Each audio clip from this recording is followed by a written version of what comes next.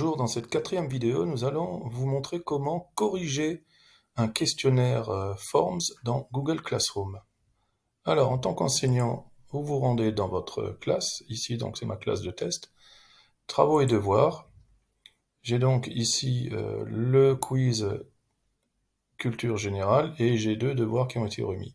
Je clique sur les deux devoirs, je retrouve mes devoirs et vous voyez qu'il y a un seul formulaire pour tout le monde. Donc, je clique sur le formulaire, il s'ouvre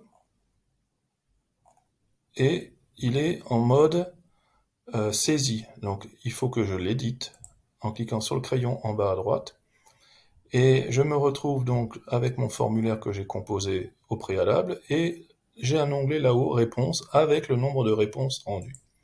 Je clique sur réponse et à ce niveau-là, vous avez trois types de vues des résultats. La première, c'est le résumé. Alors vous avez des statistiques, des graphiques en fonction donc des résultats, donc les emails, les prénoms, les scores par question, etc. Donc ceci est préformaté et ça vous permet d'avoir une vision d'ensemble de votre classe. Ensuite, vous avez une vue par question.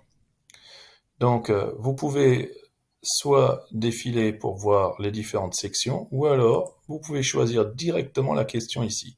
Donc si je prends la première question notée, c'est celle-ci, et j'ai donc une réponse qui a été déjà notée, et puis la bonne réponse et une mauvaise réponse, etc. La dernière solution, c'est de voir individuellement les résultats de vos élèves. Donc là, le premier, je l'ai déjà corrigé, et bien je vais prendre le deuxième, et je vais pouvoir vérifier ses scores. Donc ici, il a une erreur, donc la note est de 0. Bonne réponse. Bonne réponse. Je descends. Et si vous vous rappelez, dans la première vidéo, j'avais composé une question où il fallait donc poser une opération et fournir une capture d'écran de l'opération. Donc cet élève a posé l'opération, le résultat est correct. Je vais donc lui attribuer manuellement les 3 points. Et vous voyez que modification en attente, enregistré. Donc je clique sur enregistrer. Je vérifie le reste. Donc tout est bon. Donc cet élève a 13 points sur 14. Alors si j'avais plus d'élèves, eh bien je pourrais naviguer ici par les flèches en faisant l'élève suivant ou en prenant l'élève au niveau du menu déroulant. Alors vous pouvez générer un fichier, un tableur, dans Google Sheet qui répertorie tous les résultats. Alors il faut un petit moment pour que ça charge, puisque c'est en ligne. Et donc vous retrouvez les questions, les unes derrière les autres, avec les résultats, avec l'heure à laquelle l'élève a passé le test ou a rempli le questionnaire, son adresse mail qui a été récupérée, la note, le score. Voilà. Donc je reviens à mon questionnaire. Ce qui me reste maintenant à faire, c'est que je vais publier les scores. Donc lorsque je vais cliquer là-dessus, je vais publier tous les scores, même celui d'un domaine différent, et les élèves vont recevoir un mail de publication.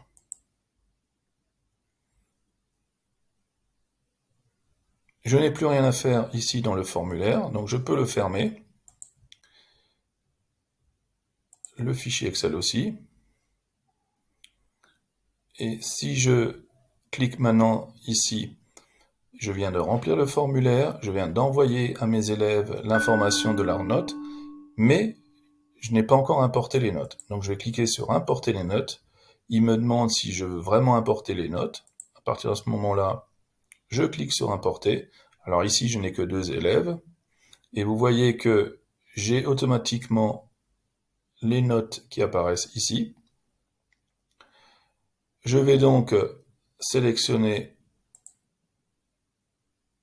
et je vais pouvoir rendre à mes deux élèves leurs résultats. J'aurais pu leur mettre aussi un petit commentaire. Donc, si je ferme, si je retourne maintenant, donc vous voyez, j'ai plus de devoirs remis.